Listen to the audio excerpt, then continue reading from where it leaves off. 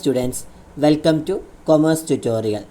നമ്മളിന്ന് ഡിസ്കസ് ചെയ്യാൻ പോകുന്നത് +2 ബിസിനസ് സ്റ്റഡീസിലെ 5th ചാപ്റ്ററായ ഓർഗനൈസേഷൻ അഥവാ ഓർഗനൈസിങ്ങിനെ കുറിച്ചാണ്. നമ്മൾ കഴിഞ്ഞ ക്ലാസ്സിൽ പറഞ്ഞത് പ്ലാനിങ് ആയിരുന്നു പറഞ്ഞത്. ഞാൻ പറഞ്ഞിരുന്നു ഫങ്ഷൻസ് ഓഫ് മാനേജ്മെൻറ്റിലെ ഓരോ ഫങ്ഷൻസുമാണ് ഇനിയുള്ള നമുക്ക് പഠിക്കാനുള്ളത്. അതിൽ ഒന്നാമത്തെ ഫങ്ഷനായ പ്ലാനിങ്, അതിലെന്തൊക്കെ വരുന്നുള്ളതൊക്കെ നമ്മൾ കഴിഞ്ഞ ക്ലാസ്സിൽ ഡിസ്കസ് ചെയ്തിരുന്നു. അതിൻ്റെ ലിങ്ക് ഞാൻ ഡിസ്ക്രിപ്ഷൻ ബോക്സിൽ ഇടുന്നതായിരിക്കും. അപ്പോൾ നമ്മൾ ഇന്ന് ഡിസ്കസ് ചെയ്യാൻ പോകുന്നത് +2 ബിസിനസ് സ്റ്റഡീസിലെ 5th ചാപ്റ്ററായ ഓർഗനൈസേഷൻ എന്ന ചാപ്റ്റേഴ്സിനെ കുറിച്ചാണ്. എന്താണ് ഓർഗനൈസിങ് എന്ന് പറഞ്ഞു കഴിഞ്ഞാൽ, organising is the process of identifying and grouping various activities and bringing together physical, financial and human resources and establishing productive relation among them for the achievement of specific goals. Organisation അഥവാ organising എന്ന് പറഞ്ഞു കഴിഞ്ഞാൽ വിവിധ പ്രവർത്തനങ്ങൾ തിരിച്ചറിയുന്നതിനും group ചെയ്യുന്നതിനും ഫിസിക്കലായിട്ടും അതുപോലെ തന്നെ ഫിനാൻഷ്യൽ, ഹ്യൂമൻ റിസോഴ്സസുകൾ ഇവ ഒക്കെ ഒരുമിച്ച് കൊണ്ടുവരുന്നതിനും ഒരു സ്പെസിഫിക് ഗോൾസ് കൈവരിക്കുന്നതിനുമായിട്ട് ഈ പറയുന്ന ഫിനാൻഷ്യലായിട്ട് വരുന്നതും അതുപോലെ തന്നെ ഫിസിക്കലായിട്ട് വരുന്നതും ഹ്യൂമണായിട്ട് വരുന്ന ഈ ആക്ടിവിറ്റീസിൻ്റെ ഇടയിൽ നിന്ന് നമ്മൾ പ്രൊഡക്റ്റീവ് റിലേഷൻസ് സ്ഥാപിക്കുന്നതിനുമുള്ള ഒരു പ്രോസസ്സാണ് ഓർഗനൈസ് ചെയ്യൽ അഥവാ ഓർഗനൈസേഷൻ എന്ന് പറയുന്നത്. ഓർഗനൈസേഷൻ എന്ന് പറയുകയാണെങ്കിൽ വിവിധ പ്രവർത്തനങ്ങൾ തിരിച്ചറിയുന്നതിനും ഗ്രൂപ്പ് ചെയ്യുന്നതിനും ഫിസിക്കലായിട്ടും ഫിനാൻഷ്യൽ ആൻഡ് ഹ്യൂമൻ റിസോഴ്സസുകൾ ഒരുമിച്ച് കൊണ്ടുവരുന്നതിനും സ്പെസിഫിക് ലക്ഷ്യങ്ങൾ കൈവരിക്കുന്നതിനുമായിട്ട് ഈ പറയുന്ന ഫിസിക്കൽ, ഫിനാൻഷ്യൽ ആൻഡ് ഹ്യൂമൻ റിസോഴ്സുകൾക്കിടയിൽ പ്രൊഡക്റ്റീവ് റിലേഷൻഷിപ്പ് സ്ഥാപിക്കുന്നതിനുമുള്ള ഒരു പ്രോസസ്സാണ് ഓർഗനൈസേഷൻ എന്ന് പറയുന്നത്. Next, process of organization. There are the 4 stages of organization. First one, identification and division of work. Second one, departmentalization.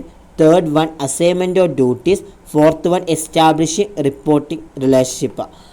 Important ആയിട്ടുള്ള ടോപ്പിക്കാണ്, നന്നായിട്ട് നോക്കുക. അതിൽ ഓരോ പ്രോസസ്സും അല്ലെങ്കിൽ ഓരോ പ്രക്രിയകളും നമുക്ക് ഡീറ്റെയിലായി ഡിസ്കസ് ചെയ്യാം. First steps in the process of ഓർഗനൈസിങ്ങിൽ ഫസ്റ്റ് സ്റ്റേജ് ആണ് identification and division of work. It means dividing total work into specific activities. These activities are then grouped into job and assigned to different individuals or departments. This brings specialization and productivity. Identification and division of work എന്ന് പറഞ്ഞു കഴിഞ്ഞാൽ ഇതിൻ്റെ meaning എന്ന് പറഞ്ഞാൽ ഇപ്പോൾ മൊത്തം ജോലിയെ specific ആയിട്ടുള്ള ആക്ടിവിറ്റീസുകളാക്കിയിട്ട് ഡിവൈഡ് ചെയ്യുക. ഈ പ്രവർത്തനങ്ങൾ പിന്നീട് ഓരോ ജോലികളായി അല്ലെങ്കിൽ ഓരോ വർക്കായി തരംതിരിച്ച് വിവിധ വ്യക്തികൾക്കോ അല്ലെങ്കിൽ ഡിപ്പാർട്ട്മെൻറ്റുകൾക്കോ നിയോഗിക്കപ്പെടുകയും ഇത് സ്പെഷ്യലൈസേഷനും അതുപോലെ തന്നെ ഉൽപ്പാദനക്ഷമത അഥവാ പ്രൊഡക്റ്റിവിറ്റിയും ഇത് കൂടുതലാക്കുന്നു എന്നാണ് പറയുന്നത്. അതാണ് identification and division of work എന്ന് പറഞ്ഞാൽ. നെക്സ്റ്റ് സ്റ്റേജാണ് departmentalization. In this second steps combine similar or related job into large units called departments. This grouping of activities called departmentalization. For example, the manufacturing departments, marketing departments, etc. ഡിപ്പാർട്ട്മെൻറ്റലൈസേഷൻ എന്ന് പറയുകയാണെങ്കിൽ ഇത് ഓർഗനൈസിങ്ങിലെ second സ്റ്റേജാണ് എന്ന് വെച്ച് കഴിഞ്ഞാൽ സമാനമായതോ അല്ലെങ്കിൽ related ആയിട്ടുള്ള ജോബുകൾ അല്ലെങ്കിൽ വർക്കുകൾ അതെന്താണ് ഒരുമിച്ച് ഒരു ഡിപ്പാർട്ട്മെൻറ്റിലേക്കാക്കിയിട്ട് കൺവേർട്ട് ചെയ്യുന്ന ആ ഒരു പ്രോസസ്സാണ് അല്ലെങ്കിൽ ആ ഒരു വലിയ യൂണിറ്റുകളെയാണ് നമ്മൾ എന്ത് പറയുന്നത് ഡിപ്പാർട്ട്മെൻറ്റലൈസേഷൻ എന്ന് പറയുന്നത്. ഈവൻ ഇന്നിപ്പോൾ മാനുഫാക്ചറിങ് ഡിപ്പാർട്ട്മെൻറ്റിൽ വരികയാണെങ്കിൽ മാനുഫാക്ചറുമായിട്ട് റിലേറ്റഡ് ആയിട്ടുള്ള എല്ലാ പ്രൊസീജിയേഴ്സും ഒക്കെയാണ് അവിടെ നടക്കുന്നത്. മാർക്കറ്റിംഗ് ഡിപ്പാർട്ട്മെൻറ്റ് ഡിപ്പാർട്ട്മെൻ്റ് ആണെങ്കിൽ അവിടെ വരുന്ന ജോബ്സ് ഏതൊക്കെയാണ്? പ്രൊഡക്റ്റീവ്, അതുപോലെ തന്നെ സെയിൽസ് എക്സിക്യൂട്ടീവ്സ്, മാർക്കറ്റിംഗ് എക്സിക്യൂട്ടീവ്സ്, അതെന്താണ് മാർക്കറ്റിംഗ് ഡിപ്പാർട്ട്മെൻറ്റ്സിൻ്റെ കീഴിൽ വരുന്നതാണ്. അപ്പോൾ അങ്ങനെ ഓരോ ഡിപ്പാർട്ട്മെൻറ്റായിട്ടും ആ ഓരോ ഡിപ്പാർട്ട്മെൻറ്റിലും അവർക്ക് സമാനമായിട്ടുള്ള ജോലികൾ ഡിവൈഡ് ചെയ്ത് കൊടുക്കുന്ന, ആ ഡിവൈഡ് ചെയ്ത് കൊടുത്ത് ഇന്ന സ്പെഷ്യലൈസേഷനാണ്. മാനുഫാക്ചറിങ് ആണെങ്കിൽ മാനുഫാക്ചറിങ് സ്പെഷ്യലൈസേഷൻ ആണെങ്കിൽ ആ സ്പെഷ്യലൈസേഷനെ സംബന്ധിച്ചിട്ടുള്ള വർക്കേഴ്സുകളെ അതിലേക്ക് കൺവേർട്ട് ചെയ്യുക, അല്ലെങ്കിൽ അത് റിലേറ്റഡ് ആയിട്ടുള്ള വർക്കേഴ്സിനെ ഒരുമിച്ച് കൂട്ടി ഒരു ഡിപ്പാർട്ട്മെൻ്റ് ആക്കുന്ന ഒരു പ്രൊസീജിയറിനെ പറയുന്ന പേരാണ് നമ്മൾ ഡിപ്പാർട്ട്മെൻറ്റലൈസേഷൻ എന്ന് പറയുന്നത്. അഥവാ ആ ഈ ഡിപ്പാർട്ട്മെൻറ്റ്സിൻ്റെ വലിയ യൂണിറ്റുകളെയും കൂടിയാണ് നമ്മൾ ഡിപ്പാർട്ട്മെൻറ്റലൈസേഷൻ എന്ന് വിളിക്കുന്നത്. നെക്സ്റ്റ് സ്റ്റേജാണ് assignment of duties. After forming departments, each employee should be placed in their respective position under a manager and allocate them the duties based on their skills and knowledge. Assignment of duties അഥവാ assigning duties എന്ന് പറയുകയാണെങ്കിൽ ചുമതലകൾ ഏൽപ്പിക്കൽ എന്നാണ് പറയുന്നത്. എന്ന് വെച്ച് കഴിഞ്ഞാൽ മൂന്നാമത്തെ സ്റ്റേജസ് ആണ്. ഡിപ്പാർട്ട്മെൻറ്റലൈസേഷൻ കഴിഞ്ഞ് പിന്നെയുള്ള സ്റ്റേജസ് ആണ് അസൈൻമെൻറ്റ് ഓഫ് ഡ്യൂട്ടീസ് എന്ന് പറയുകയാണെങ്കിൽ വർക്കേഴ്സിന് ഡ്യൂട്ടീസ് അസൈൻ ചെയ്ത് കൊടുക്കുക. എന്ന് വെച്ച് കഴിഞ്ഞാൽ ഇപ്പോൾ ഡിപ്പാർട്ട്മെൻറ്റുകൾ ഫോം ചെയ്തതിന് ശേഷം അഥവാ രൂപീകരിച്ചതിന് ശേഷം ഓരോ ജീവനക്കാരനെയും ഒരു മാനേജറിൻ്റെ കീഴിൽ അതാത് സ്ഥാനങ്ങളിൽ ഉൾപ്പെടുത്തുകയും അവരുടെ കഴിവും അറിവും അടിസ്ഥാനമാക്കി അതിൻ്റേതായുള്ള ചുമതലകൾ അനുവദിക്കുകയും ചെയ്യുക. അതാണ് അസൈൻമെൻറ്റ് ഓഫ് ഡ്യൂട്ടീസ് എന്നതുകൊണ്ട് ഉദ്ദേശിക്കുന്നത്. നെക്സ്റ്റ് പറയുന്നത് establishing reporting relationship. Various position in the organisation R arranged in A hierarchy with a clear definition, authority and responsibility. Each employee should know from whom he has to take orders and to whom he is accountable. This will facilitate the smooth functioning of the enterprise. Fourth സ്റ്റേജാണ് establishing reporting relationship. ഏറ്റവും last സ്റ്റേജാണ് ഇവിടെ പറയുന്നത് റിപ്പോർട്ടിങ്ങിൻ്റെ relation സ്ഥാപിക്കുക. എന്ന് വെച്ച് കഴിഞ്ഞാൽ വ്യക്തമായ നിർവചനം, അതോറിറ്റിയും അതുപോലെ തന്നെ റെസ്പോൺസിബിലിറ്റിയുമുള്ള ഒരു ഹൈറാർക്കി ഓർഗനൈസേഷനിലെ വിവിധ സ്ഥാനങ്ങൾ, ഹൈറാർക്കി എന്ന് പറയുകയാണെങ്കിൽ ശ്രേണി, ആ ഒരു ശ്രേണിയിൽ ഓർഗനൈസേഷനിലെ വിവിധ സ്ഥാനങ്ങൾ ക്രമീകരിച്ചിരിക്കുന്നുണ്ട്. ഓരോ ജോലിക്കാരനും ആരിൽ നിന്നാണ് ഓർഡറുകൾ സ്വീകരിക്കേണ്ടതെന്നും ആരെയാണ് ആർക്കാണ് റെസ്പോൺസിബിലിറ്റി ഉള്ളത് എന്നും അറിഞ്ഞിരിക്കണം. ഇത് എൻ്റർപ്രൈസസിൻ്റെ എന്ന് വെച്ച് കഴിഞ്ഞാൽ ഒരു ഓർഗനൈസേഷൻ്റെ സുഗമമായിട്ടുള്ള പ്രവർത്തനത്തെ സഹായിക്കുകയും ചെയ്യുന്നു. ഇവിടെ പറയുന്നത് വ്യക്തമായ നിർവചനവും അതോറിറ്റിയും റെസ്പോൺസിബിലിറ്റിയുമുള്ള ഒരു ഹൈറാർക്കി ഓർഗനൈസേഷനിലെ വിവിധ സ്ഥാനങ്ങൾ ക്രമീകരിച്ചിരിക്കുന്നു. ഓരോ ജോലിക്കാരനും ആരിൽ നിന്നാണ് ഓർഡറുകൾ സ്വീകരിക്കേണ്ടതെന്നും ആരെയാണ് ഉത്തരവാദിത്തമുള്ളതെന്നും അറിഞ്ഞിരിക്കണം. ഇത് എൻ്റർപ്രൈസസിൻ്റെ സുഗമമായിട്ടുള്ള പ്രവർത്തനത്തെ സഹായിക്കും എന്നാണ് പറയുന്നത്. നെക്സ്റ്റ് ടോപ്പിക്കാണ് importance of organizing. Importance of ഓർഗനൈസിങ്ങിലെ ഫസ്റ്റ് പോയിൻ്റാണ് benefits of specialization. Organizing helps to increase productivity and efficiency due to specialization because it involves the division of labor. First പോയിൻ്റാണ് ബെനിഫിറ്റ്സ് ഓഫ് സ്പെഷ്യലൈസേഷൻ. എന്ന് വെച്ച് കഴിഞ്ഞാൽ ഒരു സ്പെഷ്യലൈസേഷൻ്റെ പ്രയോജനങ്ങൾ എന്ന് പറഞ്ഞു കഴിഞ്ഞാൽ ഈ സ്പെഷ്യലൈസേഷൻ കാരണം പ്രൊഡക്റ്റിവിറ്റിയും അതുപോലെ തന്നെ കാര്യക്ഷമതയും വർദ്ധിപ്പിക്കാൻ ഓർഗനൈസേഷൻസിനെ സഹായിക്കുകയും ചെയ്യുന്നു. കാരണം അതിൽ ഡിവിഷൻ ഓഫ് വർക്ക് ഉൾപ്പെടുന്നത് കൊണ്ടാണ് ഇത്തരം ഒരു ഹെൽപ്പിംഗ് ഇവിടെ സാധ്യമാവുന്നത്. Next clarity in working relation. Organization structure allocates authority and responsibility. It specifies who is to direct whom. It minimizes conflicts and confusion about respective powers and privileges of managers.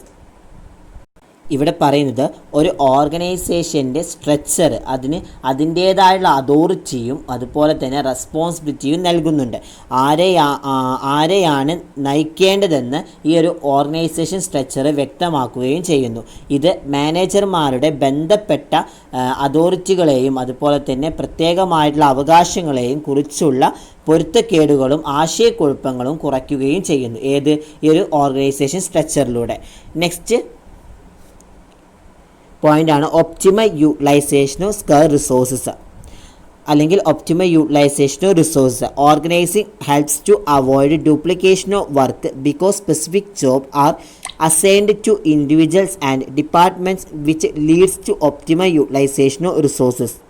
Optimal utilisation of resources എന്ന് പറയുകയാണെങ്കിൽ ഇപ്പോൾ ജോലിയുടെ തനി പകർപ്പ് ഒഴിവാക്കാൻ organisations സഹായിക്കുകയും ചെയ്യുന്നുണ്ട്. കാരണം പ്രത്യേകമായിട്ടുള്ള ജോലികൾ വ്യക്തികൾക്കും അതുപോലെ തന്നെ ഡിപ്പാർട്ട്മെൻറ്റുകൾക്കും നൽകിയിട്ടുണ്ട്. ഇത് ഓർഗനൈസേഷൻസിൻ്റെ റിസോഴ്സുകളുടെ പരമാവധി ഉപയോഗത്തിലേക്ക് അത് നയിക്കുകയും ചെയ്യുന്നു. Next, adaptation to change. A sound organisation facilitates adjustment to changes due to changing coordination conditions in the external environment with respect to technology, markets, products, etc. Adaptation to changes എന്ന് പറയുകയാണെങ്കിൽ എന്താ പറയുന്നത്, മാറ്റത്തിനുള്ള പൊരുത്തപ്പെടൽ എന്നൊക്കെ പറയാം നമുക്ക്. എന്ന് വെച്ച് കഴിഞ്ഞാൽ ടെക്നോളജിക്കലി ആയിട്ടാണെങ്കിലും അഥവാ ഇനിയിപ്പോൾ മാർക്കറ്റ്, പ്രൊഡക്റ്റ് എന്നിവയുമായിട്ടുള്ള റിലേഷൻസ് അത് ഒരു എക്സ്റ്റേണൽ എൻവയോൺമെൻറ്റായിട്ട് മാറിക്കൊണ്ടിരിക്കുന്ന അവസ്ഥകൾ കാരണം മാറ്റങ്ങൾ വരുത്താൻ ഒരു ഓർഗനൈസേഷനെ സഹായിക്കുന്നുണ്ട്. ഈ എക്സ്റ്റേണൽ എൻവയോൺമെൻറ്റുമായിട്ടുള്ള കാരണം കൊണ്ട് അവിടുത്തെ മാറ്റങ്ങൾ വരുത്താൻ സഹായിക്കുന്നുണ്ട്. ഈ പറയുന്ന ടെക്നോളജിയിലാണെങ്കിലും അതുപോലെ തന്നെ മാർക്കറ്റിലാണെങ്കിലും പ്രൊഡക്റ്റിലാണെങ്കിലും. Next, effective administrations. Clarity in authority, responsibility, relationships, assignment of duties, etc. enable the management to effectively administer the activities in the organization. Effective administration എന്ന് പറഞ്ഞു കഴിഞ്ഞാൽ ഇപ്പോൾ അതോറിറ്റിയിലെ ക്ലാരിറ്റി, അതുപോലെ തന്നെ റെസ്പോൺസിബിലിറ്റിയുമായുള്ള റിലേഷൻസ്, അതുപോലെ തന്നെ അസൈൻമെൻറ്റ് ഓഫ് ഡ്യൂട്ടീസ് തുടങ്ങിയവ ഓർഗനൈസേഷനിലെ ആക്ടിവിറ്റീസ് അഥവാ പ്രവർത്തനങ്ങൾ ഫലപ്രദമായിട്ട് കൈകാര്യം ചെയ്യാൻ ഒരു മാനേജ്മെൻറ്റിനെ പ്രാപ്തമാക്കുന്നു എന്നാണ് പറയുന്നത്. നെക്സ്റ്റ് ഇമ്പോർട്ടൻ്റ് ആണ് development of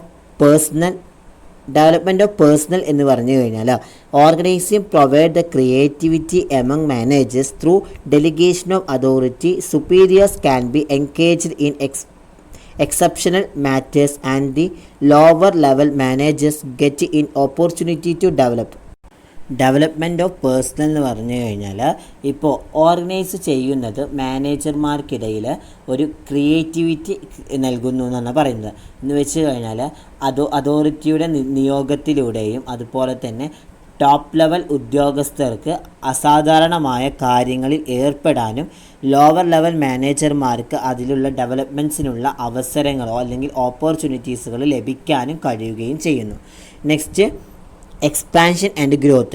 Organizing helps in the growth and expansion of an enterprise, bringing an order for everything instead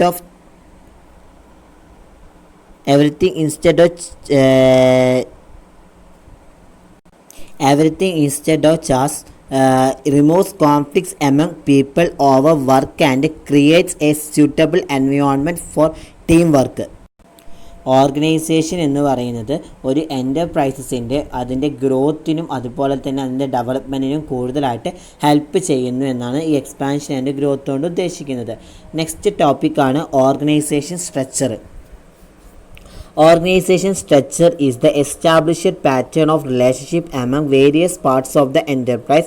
It states the relationships among various positions and activities. The structure provides a framework for managers and employees for performing their functions.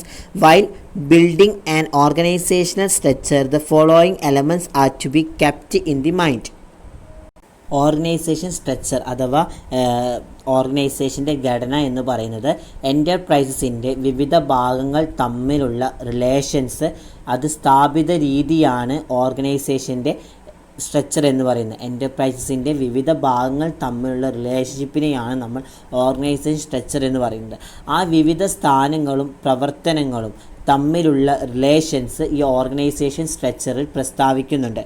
മാനേജർമാർക്കും ജീവനക്കാർക്കും അവരുടെ പ്രവർത്തനങ്ങൾ നിർവഹിക്കുന്നതിനുള്ള ഒരു framework കൂടിയാണ് ഈ organisation structure നൽകുന്നത്.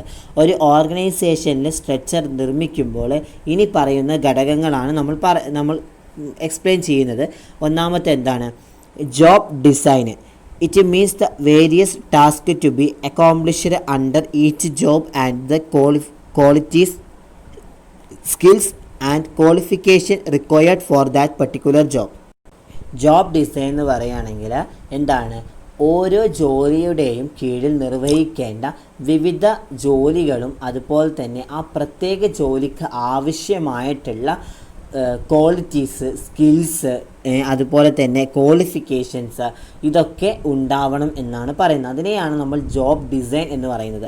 Next ഡിപ്പാർട്ട്മെൻറ്റലൈസേഷൻസ് എന്ന് വെച്ച് കഴിഞ്ഞാൽ after job designing similar jobs are grouped together to form a departments. Coordination of different jobs becomes very easier if similar job under one department and one manager. ഡിപ്പാർട്ട്മെൻറ്റലൈസേഷൻ എന്ന് പറയുകയാണെങ്കിൽ ഇപ്പോൾ job ഡിസൈന് ചെയ്തതിന് ശേഷം അതിനുമായിട്ട് സമാനമായിട്ടുള്ള ജോലികൾ ഒന്നിച്ച് ഒരു ഡിപ്പാർട്ട്മെൻറ്റായിട്ട് രൂപീകരിക്കുന്നുണ്ട്. ആ ഒരു ഡിപ്പാർട്ട്മെൻറ്റിനും ഓരോ ഡിപ്പാർട്ട്മെൻറ്റിനും ഒരു മാനേജർക്കും കീഴിൽ സമാനമായ ജോലികൾ ഉണ്ടെങ്കിൽ വ്യത്യസ്തമായ ജോലികളുടെ കോർഡിനേഷൻസ് വളരെ എളുപ്പമാകുമെന്നാണ് പറയുന്നത്. ഇവിടെ പറയുന്നത് ജോബ് ഡിസൈൻ ചെയ്തതിന് ശേഷം സമാനമായ ജോലികൾ ഒന്നിച്ച് ഒരു ഡിപ്പാർട്ട്മെൻറ്റായിട്ട് രൂപീകരിക്കുന്നു. ഒരു ഡിപ്പാർട്ട്മെൻറ്റിനും ഒരു മാനേജർക്കും കീഴിൽ സമാനമായ ജോലികൾ ഉണ്ടെങ്കിൽ വ്യത്യസ്ത ജോലികളുടെ കോർഡിനേഷൻസ്, ഡിഫറെൻ്റ് ആയുള്ള ജോലികളുടെ കോർഡിനേഷൻസ് വളരെ എളുപ്പമായിരിക്കും എന്നാണ് പറയുന്നത്. Next span of control or span of management. Very important ടോപ്പിക്കാണ്, നന്നായിട്ട് നോക്കുക. ജോബ് ഡിസൈന് സ്പാൻ ഓഫ് കൺട്രോൾ അഥവാ സ്പാൻ ഓഫ് മാനേജ്മെൻറ്റ് 1 വേർഡിന് ചോദിക്കാം, അതുപോലെ തന്നെ നമ്മൾ 2 മാർക്കിനും ചോദിക്കാം. എന്താണ് സ്പാൻ ഓഫ് മാനേജ്മെൻറ്റ് അഥവാ സ്പാൻ ഓഫ് കൺട്രോൾ എന്ന് പറയുകയാണെങ്കിൽ it refers to the number of subordinate that can be effectively managed by a superior. Span of control എന്ന് പറയുകയാണെങ്കിൽ ഒരു മേലുദ്യോഗസ്ഥന് ഫലപ്രദമായിട്ട് കൈകാര്യം ചെയ്യാൻ കഴിയുന്ന സബോർഡിനേറ്റുകളുടെ എണ്ണത്തെയാണ് സ്പാൻ ഓഫ് കൺട്രോൾ എന്ന് പറയുന്നത്. സ്പാൻ ഓഫ് കൺട്രോൾ അഥവാ സ്പാൻ ഓഫ് മാനേജ്മെൻറ്റ് സൂചിപ്പിക്കുന്നത്. It is based on certain factors such as, ഇതിന് ചില ഘടകങ്ങൾ അടിസ്ഥാനമാക്കിയിട്ടുണ്ട്. ഒന്നാമത്തെ എന്താണ്, കപ്പാസിറ്റി ഓഫ് ദ സുപ്പീരിയറുടെ കപ്പാസിറ്റീസ്, അതുപോലെ തന്നെ ക്യാപ്പബിലിറ്റി ഓഫ് സബോർഡിനേറ്റീസിൻ്റെ ക്വാളിഫിക്കേഷൻസ്, ക്യാപ്പബിലിറ്റീസ് അതൊക്കെ, അതുപോലെ തന്നെ നാച്ചർ ഓഫ് വർക്ക് അസൈൻഡ്, ഒരു വർക്ക് നമുക്ക് അസൈൻ ചെയ്ത് തരുമ്പോൾ അതിൻ്റെ നാച്ചർ എത്രത്തോളം ഉണ്ട്, അത് ഏത് രീതിയിലാണ് എന്ന് ചെക്ക് ചെയ്യുന്നത്. ഫിസിക്കൽ ലൊക്കേഷൻസ്, ഫിസിക്കലി ആയിട്ട് വരുന്ന ഒരു ലൊക്കേഷനിലായിരിക്കും എന്താണ് ആ ഒരു സ്പാൻ ഓഫ് കൺട്രോൾ ഉണ്ടായിരിക്കുക എന്നാണ് പറയുന്നത്. ഈ വക ഫാക്ടേഴ്സുകളൊക്കെയാണ് നമ്മുടെ ഈ സ്പാൻ ഓഫ് മാനേജ്മെൻറ്റ് അഥവാ സ്പാൻ ഓഫ് കൺട്രോളിൽ അടങ്ങിയിട്ടുള്ളത്. Next delegation of authority. After designing job and grouping them into departments the next steps is to determine the powers on the individual to perform the jobs. For example, the foreman or supervisor has the power to ask the subordinates to report in the work site at the specified time. Delegation of authority എന്ന് പറഞ്ഞു കഴിഞ്ഞാൽ ഇപ്പോൾ ഓരോ job design ചെയ്ത് ഓരോ ഡിപ്പാർട്ട്മെൻറ്റുകളായി group ചെയ്തതിന് ശേഷം അടുത്ത ഘട്ടം എന്താണ്, ജോലി നിർവഹിക്കാനുള്ള ഒരു വ്യക്തിയുടെ അധികാരങ്ങൾ നിർണ്ണയിക്കുക എന്നതാണ്. ഉദാഹരണത്തിന് സ്പെസിഫിക് ആയിട്ടുള്ളൊരു ടൈം വർക്ക് അതിൻ്റെ സൈറ്റിൽ റിപ്പോർട്ട് ചെയ്യാൻ സബോർഡിനേറ്റുകളോട് ആവശ്യപ്പെടാൻ ഫോർമാൻ അല്ലെങ്കിൽ സൂപ്പർവൈസർക്കാണ് റൈറ്റ് ഉള്ളത് അല്ലെങ്കിൽ അതോറിറ്റി ഉള്ളത് എന്നാണ് പറയുന്നത്. അപ്പോൾ ഇന്ന് നമ്മൾ ഡിസ്കസ് ചെയ്ത ടോപ്പിക് എന്ന് പറഞ്ഞു കഴിഞ്ഞാൽ എന്താണ് ഓർഗനൈസേഷൻ അഥവാ എന്താണ് ഓർഗനൈസിങ്, അത് ഏതൊക്കെ രീതിയിലാണ് അതിൻ്റെ പ്രോസസ്സുകൾ, അതുപോലെ തന്നെ അതിൻ്റെ ഇമ്പോർട്ടൻസ് എന്താണ്, പിന്നെ ഓർഗനൈസേഷൻ സ്ട്രക്ചറും അതിൻ്റെ ഡിഫറെൻറ്റ് പ്രോസസ്സുകളുമാണ് ഇന്ന് ഡിസ്കസ് ചെയ്തിരുന്നത്. അപ്പോൾ എല്ലാ സ്റ്റുഡൻസിനും മനസ്സിലായി എന്ന് വിചാരിക്കുന്നു. മനസ്സിലായിട്ടുണ്ടെങ്കിൽ നിങ്ങൾ ലൈക്ക് ചെയ്യുക, ഷെയർ ചെയ്യുക, സബ്സ്ക്രൈബ് ചെയ്യുക. ഇതിൽ ഇമ്പോർട്ടൻ്റ് ആയ ടോപ്പിക് എന്ന് പറഞ്ഞു കഴിഞ്ഞാൽ first one process of organising, second one സ്ട്രക്ചറിൻ്റെ പ്രോസസ്സ്, ദെൻ അതാണ് മെയിനായിട്ട് ഇമ്പോർട്ടൻ്റ് ആയി ചോദിക്കുക. ഈ സ്ട്രക്ചർ പ്രോസസ്സിൽ സ്പാൻ ഓഫ് കൺട്രോൾ സെപ്പറേറ്റ് ആയിട്ട് ചോദിക്കാറുണ്ട്. അപ്പോൾ ഡെലിഗേഷൻ ഓഫ് അതോറിറ്റിയും സെപ്പറേറ്റ് ആയിട്ട് 2 മാർക്കിന് ചോദിക്കാറുണ്ട്. അപ്പോൾ എല്ലാവരും വീഡിയോ ഫുള്ള് കാണുക. എന്തെങ്കിലും തരത്തിലുള്ള ഡൗട്ട്സ് ഉണ്ടെങ്കിൽ താഴെ കമൻറ്റ് ബോക്സിലിടുക. അപ്പോൾ എല്ലാവരും ലൈക്ക് ചെയ്യുക, ഷെയർ ചെയ്യുക, സബ്സ്ക്രൈബ് ചെയ്യുക. Thank you my dear students.